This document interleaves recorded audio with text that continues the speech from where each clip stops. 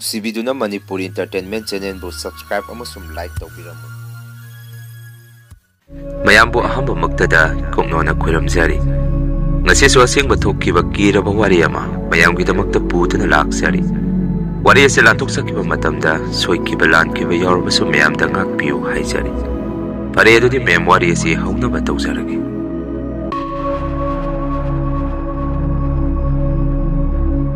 ꯋꯥꯔꯤ ꯑꯁꯤ ꯈꯨꯡꯒꯪ ꯑꯃꯗ ꯑꯁꯦꯡꯕ ꯊꯣꯛꯈꯤꯕ ꯀꯤꯔꯕ ꯊꯧꯗꯣꯛ ꯑꯃꯒꯤ ꯋꯥꯔꯤꯅꯤ. ꯑꯁꯨꯝꯅ ꯑꯩꯅ ꯂꯩꯔꯤꯕ ꯂꯩꯀꯥꯏ ꯍꯥꯏꯕꯗꯤ ꯑꯩꯒꯤ ꯈꯨꯡꯒꯪ ꯑꯁꯤ ꯆꯤꯡꯌꯥ ꯑꯃꯒꯤ ꯃꯅꯥꯛꯇ ꯄꯨꯛꯆꯥꯎ ꯆꯥꯎꯗꯅ ꯈꯨꯡꯒꯪ ꯑꯁꯤ ꯂꯩꯔꯝꯃꯤ. ꯇꯨꯇꯤ ꯏꯁꯤꯡꯁꯨ ꯑꯩꯈꯣꯏꯅ ꯍꯦꯛ ꯈꯪꯉꯛꯄꯗ ꯂꯩꯇꯣꯟꯁꯤꯗ ꯑꯃꯨꯛꯐꯥꯎ ꯃꯍꯥꯎ ꯇꯪꯕ ꯐꯪꯖꯔꯛꯇ꯭ꯔꯤ. ꯍꯥꯏꯕꯗꯤ ꯆꯤꯡꯅ ꯅꯝꯅ ꯂꯩꯕꯅ ꯈꯨꯟ ꯑꯁꯤꯗ ꯇꯨꯇꯤ ꯄꯥꯏꯞꯀꯤ ꯂꯥꯏꯟ ꯇꯤꯡꯉꯛꯄꯗ ꯈꯨꯗꯣꯡꯆꯥꯗꯕ ꯌꯥꯝꯅ ꯃꯥꯌꯣꯛꯅꯔꯝꯃꯤ. ꯃꯁꯤ ꯄꯨꯝꯅꯃꯛ ꯑꯁꯤꯅ ꯂꯩꯀꯥꯏ ꯑꯃꯃꯝꯒꯤ ꯄꯨꯈ꯭ꯔꯤ ꯆꯥꯎꯅ ꯆꯥꯎꯅ ꯂꯨꯅ ꯇꯧꯗꯨꯅ ꯊꯝꯅꯔꯝꯃꯤ. ꯊꯔꯣ ꯊꯝꯕꯥꯜꯁꯨ ꯃꯔꯥꯡ ꯀꯥꯏꯅ ꯁꯥꯠꯂꯤ ꯄꯨꯈ꯭ꯔꯤꯁꯤꯡ ꯑꯗꯨꯗ.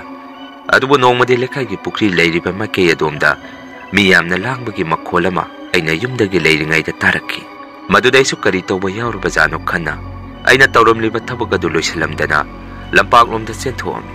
ꯂꯩꯀꯥꯏꯒꯤ ꯃꯤꯑꯣꯏꯁꯤꯡꯁꯨ ꯃꯁꯥꯗ ꯍꯥꯐꯤꯡ ꯍꯥꯐꯤꯡ ꯄꯨꯈ꯭ꯔꯤ ꯂꯩꯔꯤꯕ ꯃꯥꯏꯀꯩ ꯑꯗꯣꯝꯗ ꯆꯦꯟꯅꯈꯤ. ꯑꯩꯁꯨ ꯃꯇꯧ ꯀꯌꯥꯁꯤꯗ ꯑꯔꯥꯛꯄ ꯃꯤꯑꯣꯏ ꯑꯃꯗ ꯀꯩꯗꯧꯅꯕ ꯌꯥꯎꯔꯒꯦ ꯍꯪꯉꯝꯃꯤ. ꯃꯗꯨꯗ ꯅꯍꯥ ꯃꯆꯥ ꯑꯃꯅ "ꯀꯥꯇꯦꯂꯦꯝꯕ, ꯄꯨꯈ꯭ꯔꯤ ꯆꯧꯗ ꯃꯤ ꯇꯥꯔꯦ ꯍꯥꯏ, ꯂꯥꯛꯑꯣ ꯌꯦꯡꯉꯨꯁꯤ" ꯍꯥꯏꯔꯛꯈꯤ. ꯋꯥꯐꯝ ꯑꯗꯨꯗ ꯑꯩꯁꯨ "ꯍꯩꯁ, ꯀꯅꯥ ꯑꯣꯏꯕꯖꯥꯠꯅꯣ? ꯂꯥꯛꯑꯣ ꯌꯦꯡꯉꯨꯁꯤ" ꯍꯥꯏꯗꯨꯅ ꯃꯐꯝ ꯑꯗꯨ ꯌꯧꯔꯛꯄꯗ ꯂꯩꯀꯥꯏꯒꯤ ꯅꯍꯥ ꯃꯌꯥꯝ ꯑꯃ ꯄꯨꯈ꯭ꯔꯤꯗ ꯀꯨꯝꯗꯨꯅ ꯀꯅꯥꯅꯣ ꯃꯁꯛ ꯈꯪꯗ꯭ꯔꯕ ꯃꯤꯑꯣꯏ ꯑꯃ ꯀꯣꯏꯊꯤ ꯊꯤꯅꯔꯝꯃꯤ. ꯃꯇꯧ ꯑꯗꯨꯗ ꯑꯩꯁꯨ ꯃꯐꯝ ꯑꯗꯥꯏꯗ ꯂꯩꯔꯝꯕ ꯃꯤꯑꯣꯏ ꯑꯃꯗ ꯀꯅꯥꯅꯣ ꯄꯨꯈ꯭ꯔꯤꯗ ꯂꯨꯞꯈ꯭ꯔꯤꯕꯁꯤ ꯍꯪꯉꯝꯃꯤ. ꯃꯗꯨꯗ ꯅꯍꯥ ꯑꯃꯅ ꯑꯁꯨꯝꯅ ꯈꯨꯝꯃꯛꯈꯤ. "ꯗꯥ ꯇꯦꯂꯦꯝꯕ, ꯗꯥ ꯕꯤꯛꯀꯤꯒꯤ ꯅꯨꯄꯤꯅꯤ. ꯃꯆꯥ ꯍꯥꯟꯅ ꯂꯨꯞꯈꯤꯕ ꯑꯣꯏꯔ ꯃꯥꯅꯦ." ꯃꯗꯨꯗ ꯃꯃꯥꯗꯨꯅ ꯄꯨꯈ꯭ꯔꯤꯁꯤꯗ ꯆꯣꯡꯊꯔꯒ ꯃꯆꯥꯅꯨꯄꯤꯗꯣ ꯀꯜꯂꯝꯃꯒ ꯃꯃꯥꯗꯣ ꯀꯥꯈꯠꯄ ꯉꯝꯈꯤꯗ꯭ꯔꯕ ꯑꯣꯏꯔ ꯃꯥꯅꯦ ꯍꯥꯏꯔꯛꯈꯤ. ꯋꯥꯐꯝ ꯑꯗꯨꯗ ꯑꯩꯅ ꯑꯃꯨꯛ "ꯏꯍꯦ, ꯑꯣꯟꯊꯣꯛꯄꯅꯤꯗ. ꯇꯥꯕꯗ ꯑꯣꯟꯊꯣꯛꯅ ꯅꯨꯡꯉꯥꯏꯈꯤꯗ꯭ꯔꯦ. ꯂꯥꯏꯁꯤꯁꯨ ꯐꯠꯃꯟꯗꯕ ꯍꯥꯏꯗꯨꯅꯤ. ꯂꯧꯗꯕꯃꯛ ꯏꯌꯥ ꯌꯥꯗꯕꯗꯧꯅ ꯃꯃꯥ ꯑꯃꯨꯛ ꯂꯧꯍꯧꯔꯕ. ꯀꯌꯥꯝꯕꯨ ꯀꯨꯏꯔꯕꯖꯥꯠꯅꯣ ꯂꯨꯞꯈꯤꯕꯗꯣ" ꯍꯪꯉꯝꯃꯤ. ꯑꯍꯜ ꯑꯃꯅ ꯑꯃꯨꯛ "ꯇꯦꯂꯦꯝꯕ, ꯍꯧꯖꯤꯛꯋꯥꯏꯗ ꯑꯣꯏꯔ ꯃꯥꯅꯦ. ꯅꯨꯡꯊꯤꯟ ꯅꯨꯃꯤꯠ ꯆꯞ ꯌꯨꯡꯕ ꯃꯇꯝꯒ ꯑꯣꯏꯔꯦ. ꯃꯗꯨꯗ ꯂꯧꯒꯦ ꯌꯥꯎꯅ ꯂꯧꯈ꯭ꯔꯦ.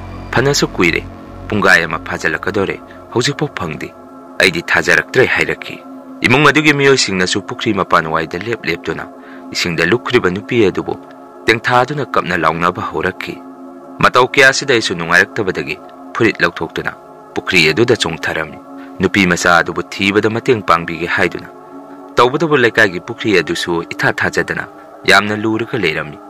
ꯑꯩꯅ ꯀꯨꯝꯊꯔꯤꯕ ꯃꯄꯥ ꯑꯗꯨꯁꯨ ꯄꯨꯈ꯭ꯔꯤ ꯃꯇꯥꯏ ꯑꯣꯏꯔꯞꯅꯅꯤ. ꯑꯗꯨꯕꯨ ꯈꯣꯡ ꯑꯁꯤꯅ ꯃꯈꯥ ꯊꯦꯡꯕ ꯐꯪꯉꯝꯈꯤꯗꯦ.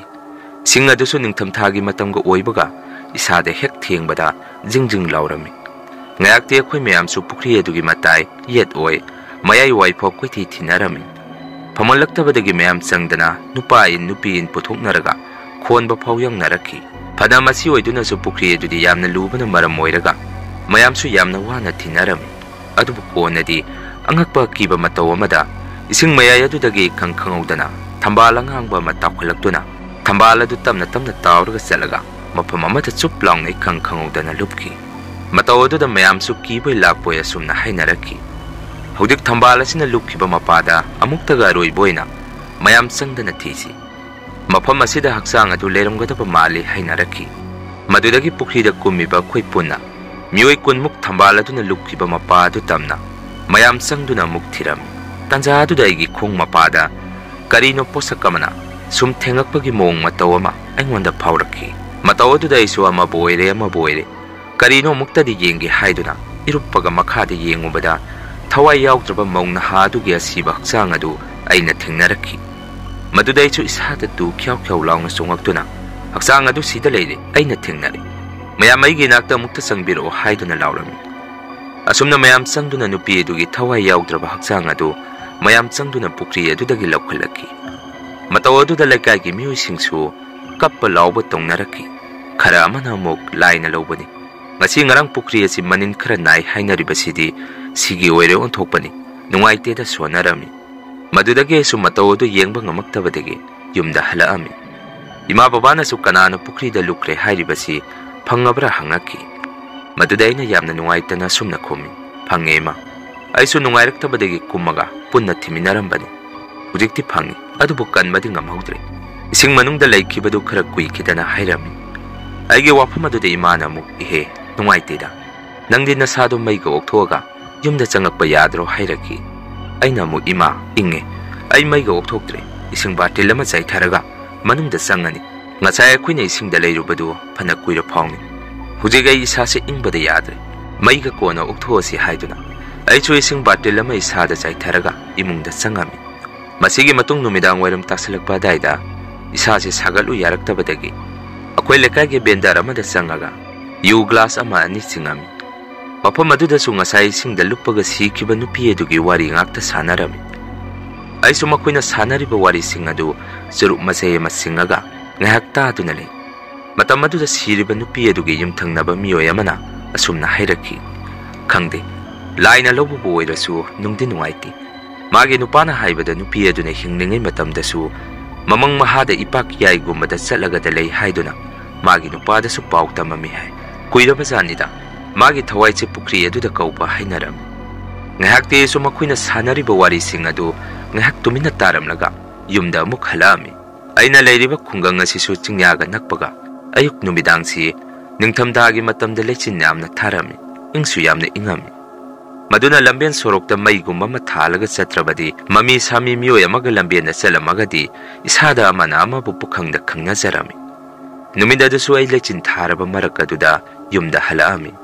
Aigi mitasu ngasayge na pukridagi lakwalakibi nupi adusu mita uragada layki. Aigi wakanarasu khangdi. Asumna ina yunggi thungan gate mapa hek yoksalakpada mami sami lechin tharaba marak aduda nupi mathungan da lepaga leiba maina uraki. Mataw aduda isu isada tu kyaw law na sungami. Wakandasu karino ina uriba posakasibu asibu tasingba mira. Natraga ngasay na pukrida kumubaduda itungda laiga inara abazara kanduna. Thungan gate adu tamna ki na laami. Adu buhay na yunggi thungan gate mapa hek yorokpada mami sami ngasay na ukiba miyoy adu lampaki lechin tharaba marakadomda tamna mami sami satki. Handakte isu isada kijarakpadagi mi boyre lai boyre yum manungda changhawbana pharani khanduna imungda hathu atu sensalam. Aigi mataw tuda imasu ibungo kaidawrake hangaki. Imada inamu ima ngasise isada kitekkirum apingaray ama hawragada leire. Ngasay na pukri kumba yawrubagira khangde. Ay chaka amata chaningdre. Ay tumba changi isasu nungaite hairami. Imana amuk ibungo chak asabase khara chasalaga tum nangi wakhana oiramgani hairaki. Imagi wafam adu ay karisu khumamdana phamungda changaga tumsilami. Masigi matung aygi manglandasu laikhidraba nupi adu yum manungda changaga aingonda sumna hairami. Tatilemba ay amukta lawkhatpiyu. Ay ising manungda leire ay yamna wari hairamlaga masa pumba ising ngakta wolaga aygi nakta changakhi. Madudagi isu ahing aduda kanna laurami. Imaga babaga su aygi nakta changaga isa nomduna hawdoraki.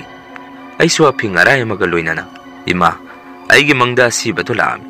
Karino ngasi numida sida aingonda tawribasibo ay yamna kire hairami.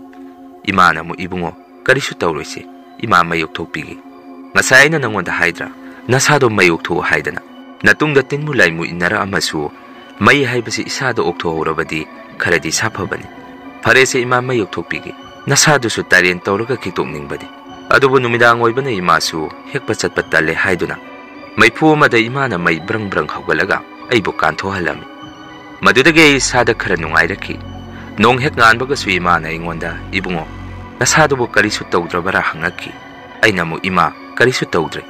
Imana haibasumi ngarang mayok thokjaramagadi numidang karisu tawrama.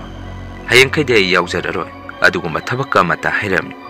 Maduda imana mo sumna makha taraki ibungo ngarang ahingsu pukri chawadom mami sami nupi ama mathwai nungaitena ungaga chatpa leiba ma ui hainai.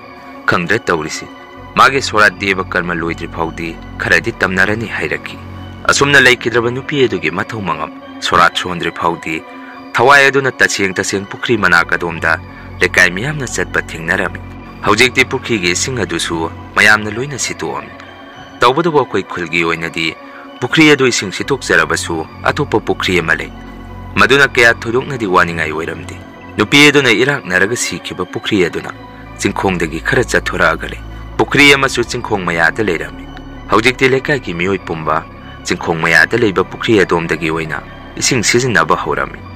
Matam aduda chingkhong mayagi pukri adusu tharo thamban marang kaina salami. Laifamsu yamna kali haiduna ipa ipu singna haibirami.